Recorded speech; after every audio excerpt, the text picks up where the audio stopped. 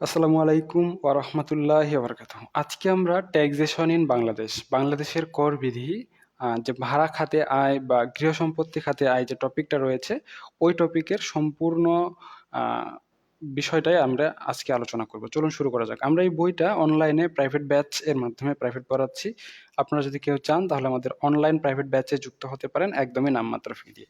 তো ক্লাস শুরু করার আগে আমাদের অন্যান্য যে গ্রুপগুলো রয়েছে সেই গ্রুপে আমি আমাদের ক্লাসটা শেয়ার করে দিচ্ছি। আপনারাও আপনাদের অন্যান্য গ্রুপগুলোতে শেয়ার করে দিতে পারেন যাদের প্রয়োজন রয়েছে আপনাদের বন্ধুদের।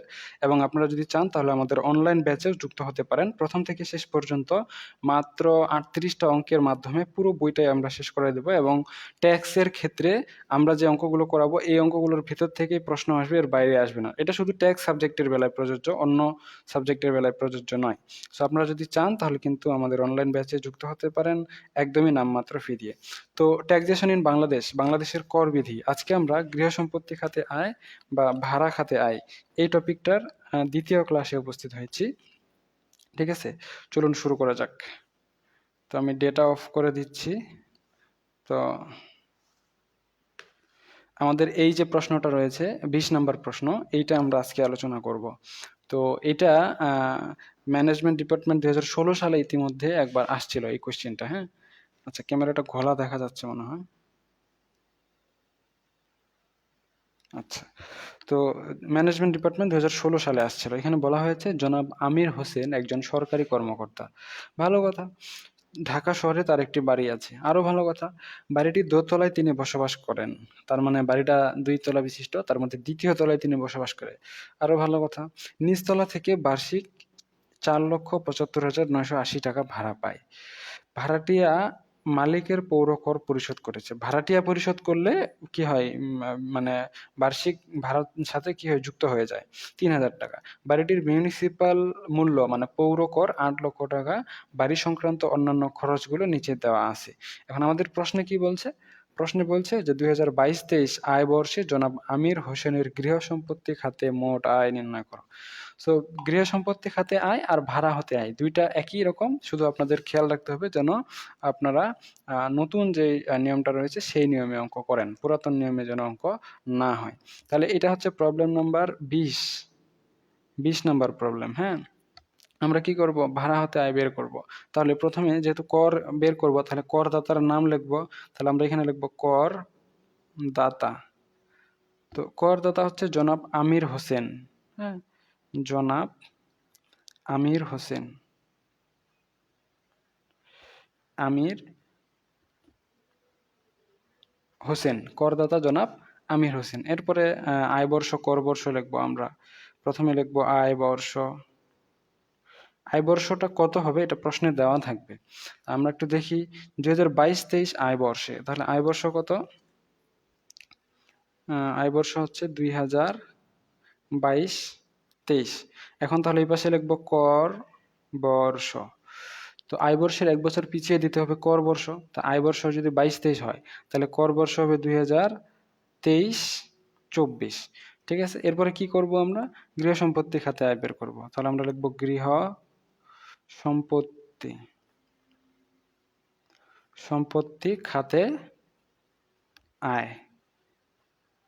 গৃহ সম্পত্তি খাতে আয় মূলত আমাদের এখানে ভাড়া হতে আয় বের করতে হবে। তো এর জন্য প্রথমে আমরা কি করব, একটা ছক টেনে দেব সুন্দর করে। ছকটা তো প্রতিবারে সেম টু সেম হবে, এখানে নতুন কোনো বিষয় থাকবে না, তাই ছকটা আপনারা টানতে পারবেন। এই পাশের কলামটাকে বলা হয় মেইন কলাম, আগের কলামটাকে বলা হয় প্রাইমারি কলাম, প্রাথমিক কলাম এটা। তাহলে আমরা এখানে লিখবো আয়ের খাত ও ধারাসমূহ।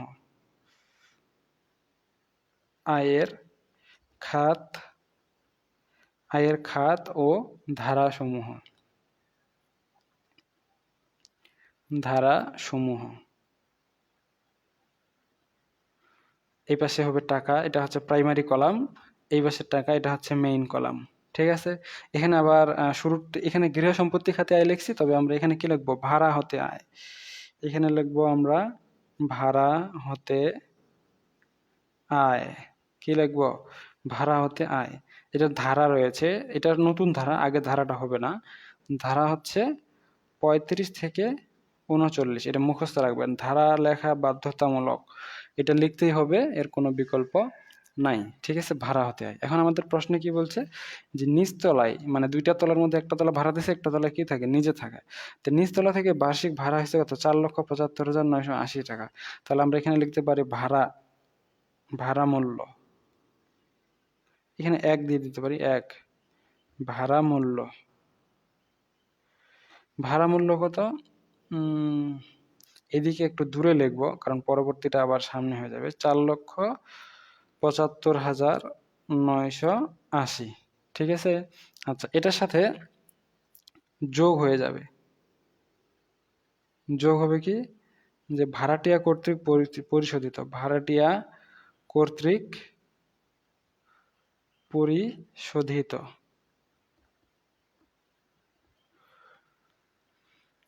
কত হাজার টাকা, ভাড়াটিয়া কর্তৃক পরিশোধিত হয়েছে 3,000 টাকা। এখানে যে ভাড়াটিয়া মালিকের পৌর কর পরিশোধ করেছে কয় হাজার টাকা, 3,000 টাকা, অর্থাৎ ভাড়াটিয়া কর্তৃক পরিশোধিত হচ্ছে 3,000 টাকা। তাহলে দুইটা একসাথে যোগ করে দেব আমরা, হুম, তাহলে ভাড়া মূল্য বা প্রকৃত ভাড়া, প্রকৃত ভাড়া, তাহলে যদি যোগ করি তাহলে আসবে 4,78,980 টাকা, 4,78,980 টাকা। এখন দেখতে হবে যে পৌর মূল্য বা পৌর কর কত আছে, পৌর কর আছে 8 লক্ষ টাকা। তাহলে এখানে লিখবো আমরা পৌর কর, পৌর কর, পৌর কর হচ্ছে 8 লক্ষ, কিন্তু বাড়িটি হচ্ছে 2 তলা, ভাড়া দিছে 1 তলা, তাহলে পৌর কর হিসেবে চলে আসবে এখানে 4 লক্ষ। তো যেটি বড় সেটি আমরা লিখব, কোনটা, যেটি বড়, অবশ্যই 4,78,000 বড়, তাহলে আমরা লিখব 4,78,980, ঠিক আছে, এটা বড় তাই এটা আমরা এখানে লিখেছি, ঠিক আছে।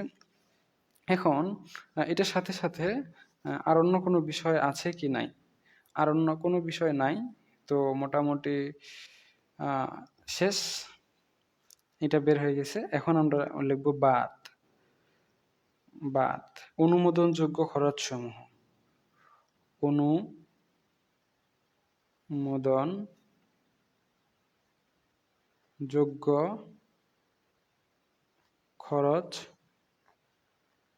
সমূহ, অনুমোদনযোগ্য খরচ কি কি আছে, তাহলে অনুমোদনযোগ্য খরচের মধ্যে একদম প্রথম এবং প্রধান যে খরচটা আসবে, মানে যেটা অবশ্যই অবশ্যই প্রতিবারই আসবে, সেটা হচ্ছে মেরামত ও রক্ষণাবেক্ষণ খরচ। তাহলে আমরা এখানে 1 নম্বরে লিখতে পারি মেরামত ও রক্ষণাবেক্ষণ, মেরামত ও রক্ষণাবেক্ষণ খরচ। তো 4,78,000, এই যে প্রকৃত ভাড়া যেটা বাড়িয়েছে আর কি, এটা প্রকৃত ভাড়া না, এই যে এটা 4,78,980 টাকা, এটার উপর 25%, ঠিক আছে। এটা মেরামত খরচ, এটা 25% প্রতিবারে হবে, তবে এই অ্যামাউন্টটা এখানে যে অ্যামাউন্টটা বের হবে ওই অ্যামাউন্টের। তো এটার 25% যদি আমরা হিসাব করি, হ্যাঁ, তাহলে আচ্ছা, এইখানে একটা বিষয় লক্ষ্য রাখবেন আপনারা, সেটা হচ্ছে যদি আপনাদের মানে ভাড়া না থাকে তাহলে আমরা পরবর্তীতে দেখব যে অন্যান্য এখানে ইয়া রয়েছে কিনা, ওই যে ওটা কি শূন্যতা ভাতা রয়েছে কিনা, মানে ভূমি উন্নয়ন কর, খাজনা টাজনা, এই অনেক কিছু আছে, কিন্তু এখানে বলা হয়েছে বাড়িটি 1 মাস খালি ছিল, এই খালি থাকাকে বলা হয় শূন্যতা ভাতা। যদি শূন্যতা ভাতা থাকে তাহলে আগেই বাদ করে দিতে হয়, বাদ, যদি খালি থাকে মানে তাহলে শূন্যতা, শূন্যতা ভাতা যদি থাকে তাহলে আগে ওটা বাদ করে দিতে হয়। তাহলে শূন্যতা ভাতা বাদ করব 1 মাস, তাহলে 4,78,980, 12 ইন্টু 12 মাসের মধ্যে 1 মাস খালি ছিল, তাহলে এখানে টাকা আসবে কত, 39,915 টাকা। তাহলে এখন মাইনাস করলে যেটা আসবে, এটা আমরা নিচে লিখে দেব, মোট ভাড়া, মোট ভাড়া, দুইটা মাইনাস করলে 4,39,065, শূন্যতা ভাতা আছিল, আমি দেখিনি আর কি, ঠিক আছে, এই টাকাটা। এখন তাহলে মেরামত ও রক্ষণাবেক্ষণ খরচ হবে এই যে মোট ভাড়ার উপর, মোট ভাড়ার উপর মেরামত ও রক্ষণাবেক্ষণ খরচ, তাহলে মোট ভাড়া কত, 4,39,065 টাকা, এটার উপর 25%, তো এটার উপর যদি 25% করি আমরা, সেক্ষেত্রে বাইর হবে ১,০৯,৭৬৬ টাকা। ১ নাম্বার গেল। ২ নাম্বারে আরো অনেকগুলো এন্ট্রি আমাদের দেওয়া আছে। দেখি মেরামত খরচ অন্তর্ভুক্ত হয়ে গেছে। ভূমি উন্নয়ন কর দিতে হবে। তাহলে লিখবো আমরা ভূমি উন্নয়ন কর। ভূমি উন্নয়ন কর এখানে কত টাকা দিছে? ১০,০০০ টাকা। ভূমি উন্নয়ন কর ১০,০০০ টাকা।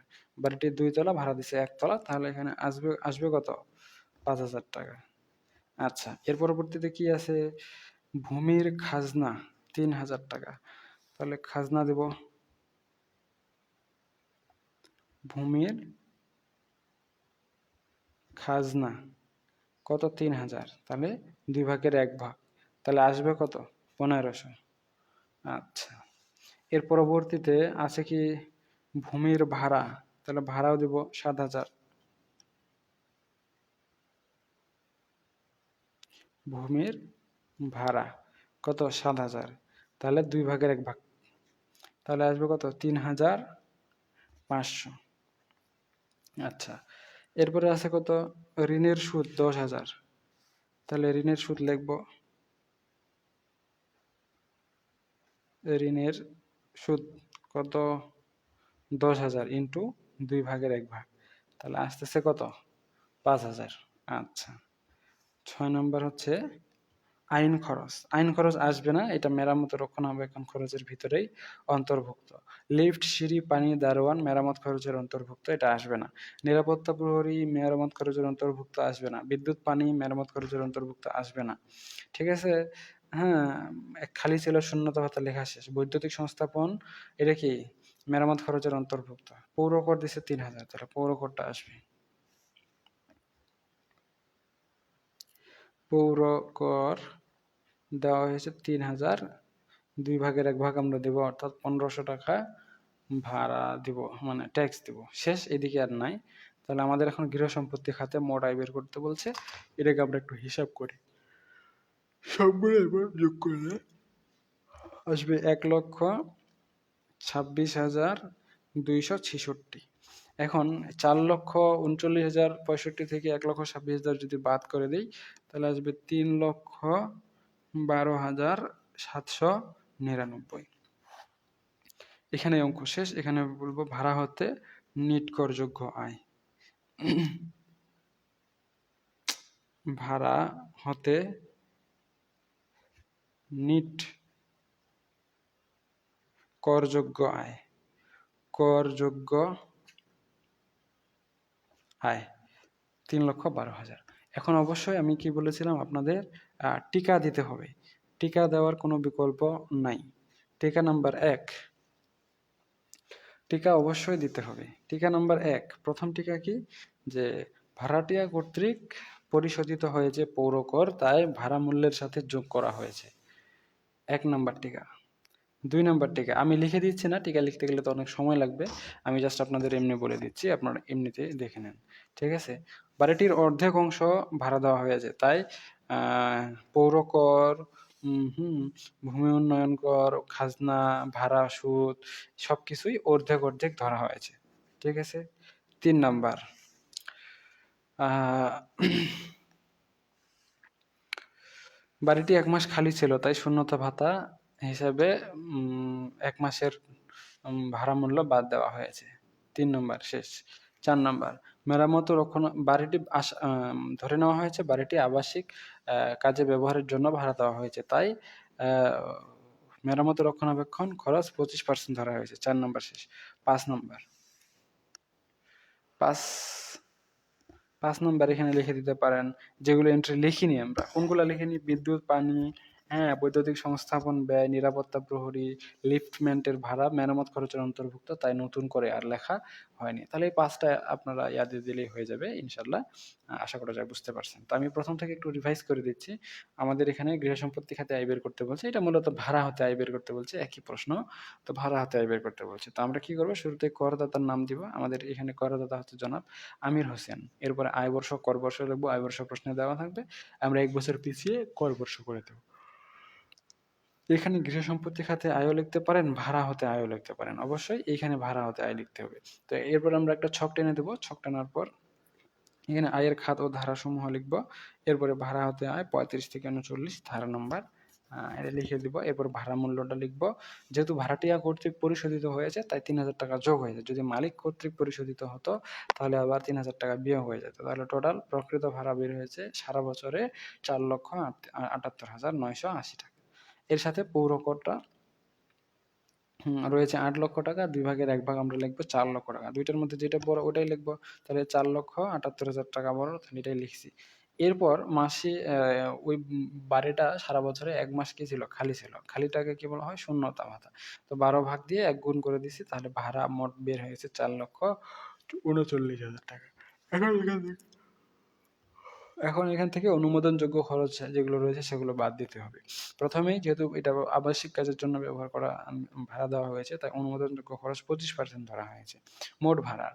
এর পরবর্তীতে যে খরচগুলো গেছে সবগুলো অর্ধেক অর্ধেক করে লিখে দেওয়া হয়েছে এবং মোট ভাড়া থেকে এটা বিয়োগ করে দেওয়া হয়েছে। নিট ভাড়া হতে করযোগ্য আয় আমরা এভাবে বের করেছি এবং ৫টা আমরা টিকা দিয়েছি। তো আশা করা যায় বুঝতে পেরেছেন। আজকে এ পর্যন্তই। সকলেই সুস্থ থাকুন, ভালো থাকুন আর আমাদের সাথে থাকুন। আর আপনারা যদি চান সম্পূর্ণ বইটা আমাদের কাছে এভাবেই পড়তে লাইভ ক্লাসে এবং রেকর্ড ক্লাসের মাধ্যমে তাহলে আমাদের কাছে পড়তে পারেন। আমাদের ফেসবুকে প্রাইভেট গ্রুপ রয়েছে। আমাদের প্রাইভেট গ্রুপে একদমই নামমাত্র ফি দিয়ে আপনারা যুক্ত হতে পারেন। আমি আপনাদের আমাদের গ্রুপটা দেখায় দিচ্ছি। এই যে এইটা হচ্ছে আমাদের প্রাইভেট গ্রুপ। এই মুহূর্তে ১৭৮ জন মেম্বার রয়েছে। আপনারা যুক্ত হতে পারেন। এখানে লাইভ ক্লাস চলে। হ্যাঁ? তো আপনাদের যদি প্রয়োজন হয় তাহলে এই যে ভাড়া হতে আয় এটা কালকে নেওয়া হয়েছে। আজকে আবার এইটা নতুন ক্লাস নেওয়া হচ্ছে। সো আপনারা চাইলে আমাদের অনলাইন ব্যাচে যুক্ত হতে পারেন একদমই নামমাত্র ফি দিয়ে। তো চলুন আজকে এ পর্যন্তই। সকলেই সুস্থ থাকুন, ভালো থাকুন আর আমাদের সাথে থাকুন। এটা আমাদের ফ্রি গ্রুপ। আপনারা চাইলে এই গ্রুপে যুক্ত হতে পারেন। বাই দ্য ওয়ে প্রাইভেট গ্রুপের ভেতরে ক্লাসগুলো একদম সুন্দর করে সাজানো থাকে। যেমন মনে করেন যে অ্যানাউন্সমেন্টে বা ফিচার অপশনে যদি আপনি ক্লিক করেন দেখেন এটা আগের ব্যাচের ক্লাস। ওই ক্লাসগুলো তো আপনাদের চলবে না। আমি জাস্ট দেখাই দিচ্ছি।